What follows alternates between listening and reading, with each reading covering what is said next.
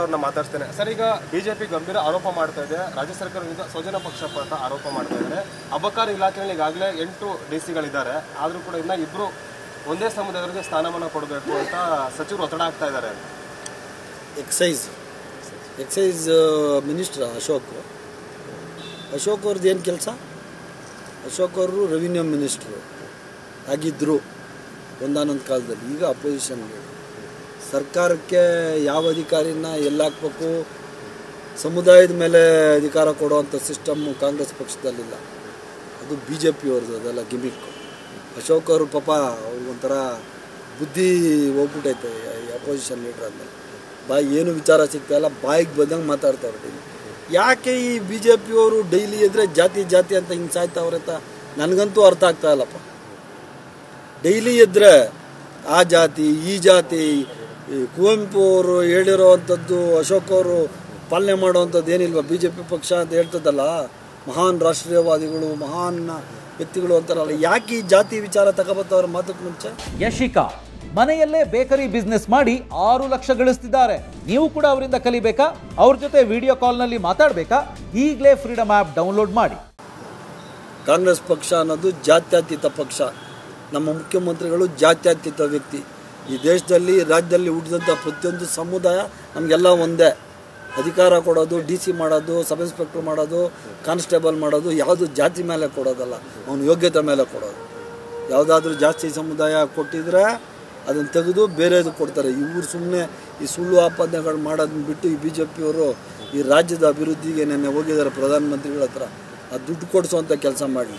ಈ ಬುದ್ಧಿ ಇಲ್ದಿರ ಈ ಜಾತಿ ವ್ಯವಸ್ಥೆ ಅನ್ನೋದನ್ನು ಎತ್ತಿ ಕೆಣಕಿ ಜಾತಿ ಅಂದ್ಕೊಂಡು ಯಾಕೆ ಈ ದೇಶನ ಜಾತಿ ಜನಾಂಗಗಳ ಮಧ್ಯದಲ್ಲಿ ತಂದಿಡೋವಂಥ ರಾಜಕಾರಣನ ಅಶೋಕ್ ಅವರು ಮಾಡ್ತಾ ಇರೋದನ್ನ ಬಿಡಬೇಕು ಅಂತ ಕೇಳ್ತಾರೆ. ಸರ್, ಈಗ ಅಬಕಾರಿ ಇಲಾಖೆ ಮಾತ್ರ ಅಲ್ಲ, ಬಹುತೇಕ ಎಲ್ಲ ಇಲಾಖೆಗಳಲ್ಲೂ ಕೂಡ ಜಾತಿ ಮತ್ತು ಪಕ್ಷಪಾತ ನಡೀತಾ ಇದೆ ಅಂತ ಗಂಭೀರ ಆರೋಪ.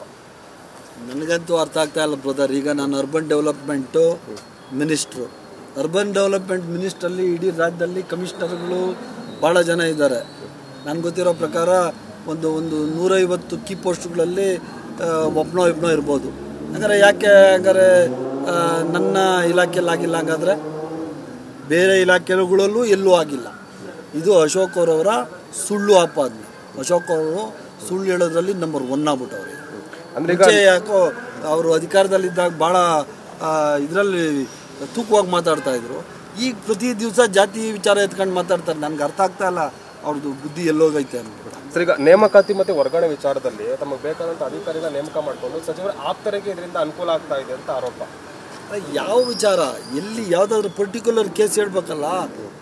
ಈ ವಿರೋಧ ಪಕ್ಷದವರು BJP ಅವರು ಗಾಳೀಲಿ ಗುಂಡೊಡೆಯುವಂಥ ಕೆಲಸ ಬಿಡಬೇಕು. ಪರ್ಟಿಕ್ಯುಲರ್ ಆಗಿ ಇಂಥ ಕೇಸ್ ಹಿಂಗಾಗೈತೆ ಅಂತ ಹೇಳ್ಬಿಟ್ಟು ಡಾಕ್ಯುಮೆಂಟ್ ಎತ್ಕೊಬಂದು ಬಹಿರಂಗ ಚರ್ಚೆಗೆ ಬರಲಿ.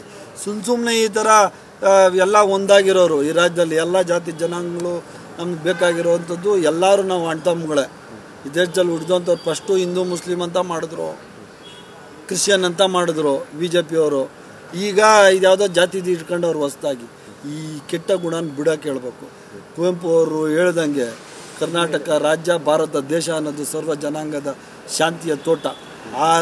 ಅವ್ರು ಹೇಳಿರೋವಂಥದ್ದ ತತ್ವಗಳನ್ನ ಪಾಲನೆ ಮಾಡಿ ಜೀವನ ಮಾಡೋಕ್ಕೆ ಹೇಳಿ ಅಶೋಕ್ ಅವರು ದಯವಿಟ್ಟು. ಸರ್, ಇದೇ ವಿಚಾರವನ್ನು ವಿಧಾನಸಭೆಯಲ್ಲೂ ಕೂಡ ಅಧಿವೇಶನ ಚರ್ಚೆ ಮಾಡೋಕ್ಕೆ ಪ್ಲಾನ್ ಮಾಡ್ತಾ ಇದ್ದಾರೆ. ಜೊತೆಗೆ ರಾಜ್ಯಪಾಲರು ಕೂಡ ಇದರ ವಿರುದ್ಧ ದೂರು ಕೊಡೋದಕ್ಕೆ ವಿಪಕ್ಷ BJP ಮುಂದಾಗಿದೆ. ಏನು ಕಂಪ್ಲೇಂಟ್? ಯಾವ ವಿಚಾರದಲ್ಲಿ ಕಂಪ್ಲೇಂಟ್? BJP ಸರ್ಕಾರದಲ್ಲಿ ನಡೆದಂಗೆ ಯಾವುದೋ ಕಾಂಗ್ರೆಸ್ ಪಕ್ಷದಲ್ಲಿ ಭ್ರಷ್ಟಾಚಾರ ನಡೀತಾ ಇಲ್ಲ ಅಂತ ಅವ್ರ ಕಂಪ್ಲೇಂಟಾ? BJP ಸರ್ಕಾರದಲ್ಲಿ ಸ್ಕ್ಯಾಮ್ಗಳು ನಡೀತಾ ಇತ್ತು, ಆ ಸ್ಕ್ಯಾಮ್ಗಳು ನಡೀತಾ ಇಲ್ಲ ಅಂತನಾ? ಸ್ಪಷ್ಟವಾದ ಸರ್ಕಾರ, ಸುಭಿಕ್ಷವಾದ ಸರ್ಕಾರ, ಜನಪರವಾದ ಸರ್ಕಾರ. ಇದನ್ನು ನೋಡಿ BJP ಅವ್ರಿಗೆ ಹೊಟ್ಟೆ ಉರಿ ಸ್ಟಾರ್ಟ್ ಆಗೈತೆ ಪಾಪ. ಅದಕ್ಕೆ ಹೋಗಿ ರಾಜ್ಯಪಾಲರ ಹತ್ರ ಮೋಸ್ಟ್ಲಿ ಅಪಾಯಿಂಟ್ಮೆಂಟ್ ತಗೋತಾರೆ. ರಾಜ್ಯಪಾಲರು ಪ್ರಬುದ್ಧರಿದ್ದಾರೆ, ರಾಜ್ಯಪಾಲರಿಗೆ ಗೊತ್ತು ಇವ್ರದ್ದೆಲ್ಲ ಬಣ್ಣ. ಸುಮ್ಮನೆ ಪಾಪ ಕರೀತಾರೆ, ಇನ್ನೇನು ಮಾಡ್ತಾರೆ? ಅಲ್ಲಿ ಹೋಗ್ಬಿಟ್ಟು ಸುಮ್ಮನೆ ಅವ್ರು ಶೋ ಕೊಡಬೇಕಲ್ಲ ಜನಗಳಿಗೆ. ಅದಕ್ಕೆ ರಾಜ್ಯಪಾಲರ ಹತ್ರ ಹೋಗಿ ಬರಲಿ, ಪರವಾಗಿಲ್ಲ ಹೋಗಿ ಬರಲಿ, ಏನಂತ. ರಾಜ್ಯಪಾಲರು ಪ್ರಬುದ್ಧರಿದ್ದಾರೆ, ಅವ್ರು ಒಳ್ಳೆ ನಿರ್ಧಾರ ತಗೋತಾರೆ. ಸರ್, ಸಾಕ್ಷಿ ನಿರಾಧಾರದ ಆರೋಪ ಮಾಡ್ತಾ ಇದ್ದಾರೆ BJP. ಏನೂ ಇಲ್ಲ ಅಲ್ವಾ? ನೀವೇ ಕೇಳ್ಬಿಡಿ ಅಲ್ಲ ಅವ್ರಿಗೆ. ಈಗ ನಾನೇ ನಿಮ್ಗೆ ಉದಾಹರಣೆ ಕೊಟ್ಟೆ. ಈಗ ನನ್ನ ಇಲಾಖೆಯಲ್ಲಿ ಎಷ್ಟು ಜನ ಅಂತ ಹೇಳ್ಬೇಕಲ್ಲ, ಕೀ ಪೋಸ್ಟ್ಗಳು ಎಷ್ಟು ಜನ ಇದ್ದಾರೆ ಅಂತ. ಒಂದು 3-4 ಜನ ಇರ್ಬೋದೇನೋ, ಒಂದು 2 ಇರ್ಬೋದೇನೋ, ನನಗೆ ಗೊತ್ತಿಲ್ಲ. ನೀವು ಹೇಳಿದ್ಮೇಲೆ ನಾನು ಚೆಕ್ ಮಾಡಬೇಕು ಇವಾಗ ಅಷ್ಟೇ. ನಾವಂತೂ ಜಾತಿ ಆಧಾರಿತವಾಗಿ ಕಾಂಗ್ರೆಸ್ ಸರ್ಕಾರ, ಸಿದ್ದರಾಮಯ್ಯನವರ ನೇತೃತ್ವದ ಸರ್ಕಾರ ಯಾವುದೇ ಅಧಿಕಾರಿಗಳನ್ನ ಜಾತಿ ರೂಪದಲ್ಲಿ ನಾವು ಕೊಡೋರು ಅಂತಾರ ಅಲ್ಲ, ಕೊಟ್ಟು ಇಲ್ಲ, ಮುಂದಕ್ಕೂ ಕೊಡಲ್ಲ. ನಮ್ಮದು ಜಾತ್ಯತೀತ ಪಕ್ಷ, ಕಾಂಗ್ರೆಸ್ ಪಕ್ಷ, ಜಾತ್ಯತೀತ ಮುಖ್ಯಮಂತ್ರಿ.